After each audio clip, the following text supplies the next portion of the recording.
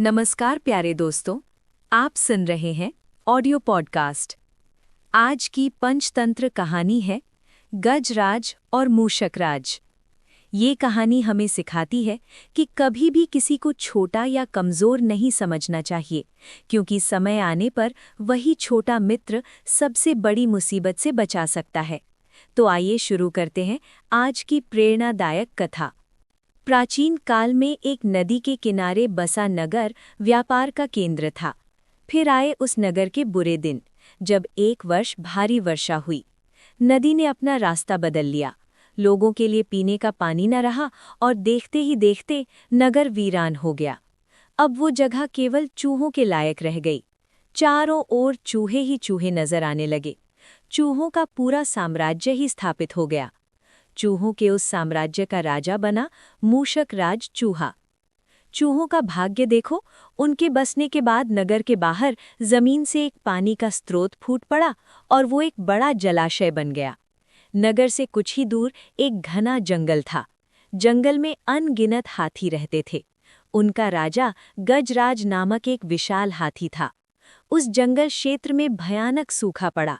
जीव जंतु पानी की तलाश में इधर उधर मारे मारे फिरने लगे। भारी भरकम शरीर वाले हाथियों की तो दुर्दशा हो गई। हाथियों के बच्चे प्यास से व्याकुल होकर चिल्लाने व दम तोड़ने लगे। गजराज खुद सूखे की समस्या से चिंतित था और हाथियों का कष्ट जानता था। एक दिन गजराज की मित्र चील ने आकर खबर दी कि खंडहर बने नगर के दूसरी ओर एक जलाशय है। गजराज ने सबको तुरंत उस जलाशय की ओर चलने का आदेश दिया। सैकड़ों हाथी प्यास बुझाने डोलते हुए चल पड़े। जलाशय तक पहुंचने के लिए उन्हें खंडहर बने नगर के बीच से गुजरना पड़ा। हाथियों के हजारों पैर चूहों को रौंदते हुए निकल गए। हजारों चूहे मारे गए। खंडहर नगर की सड़कें चूहों के खून मांस के कीचड़ से लथपथ हो गईं। मुसीबत यहीं खत्म नहीं हुई। हाथियों का दल फिर उसी रास्ते से लौटा। हाथी रोज उसी मार्ग से पानी पीने जाने लगे। काफी सोचने विचारने के बाद मूषकराज के मंत्रियों ने कहा, महाराज, आपको ही जाकर गजराज से बात करनी चाहिए। वो दयालु हाथी हैं। मूषकराज हाथियों के वन में गया। एक बड़े पेड़ के नीचे गजराज खड़ा था। मूषकराज उसके सामने के बड़े पत्थर के ऊपर चढ़ा और गजराज को नमस्कार करके बोला। गजराज को मूषकराज का नमस्कार। हे महान हाथी, मैं एक निवेदन करना चाहता हूँ। आवाज गजराज के कानों तक नहीं पहुँच रही थी। दयालु गजराज उसकी बात सुनने के लिए नीचे बैठ गया और अपना एक कान पत्थर के ऊपर चढ़े मूषकराज के निकट ले जाकर बोला, नन्हे मियाँ, आप कुछ कह रहे थे, कृपया फिर से कहिए। मूषकराज बोला, हे गजराज, मुझे चूहा कहते हैं। हम बड़ी संख्या में खंडहर बनी नगरी में रहते हैं। मैं उनका मूषकराज हूँ। आपके हाथी रोज जलाशय तक जाने के लिए नगरी के बीच से गुजरते हैं। हर बार उनके पैरों तले कुचले जाकर हजारों चूहे मरते हैं। ये मूषक संहार बंद न हुआ तो हम नष्ट हो जाएंगे। गजराज ने दुख भरे स्वर में कहा, मूषकराज, आपकी बात सुन मुझे बहुत शोक हुआ। हमें ज्ञान ही नहीं था कि हम इतना अनर्थ कर रहे हैं। हम नया रास्ता ढूंढ लेंगे। मूषकराज कृतज्ञता भरे स्वर में बोला, गजराज, आपने मुझ जैसे छोटे जीव की बात ध्यान से सुनी। आपका धन्यवाद। गजराज, कभी हमारी जरूरत पड़े तो याद जरूर कीजिएगा।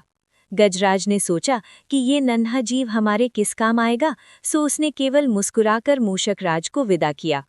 कुछ दिन बाद पड़ोसी देश के राजा ने सेना को मजबूत बनाने के लिए उसमें हाथी शामिल करने का निर्णय लिया। राजा के लोग हाथी पकड़ने आए।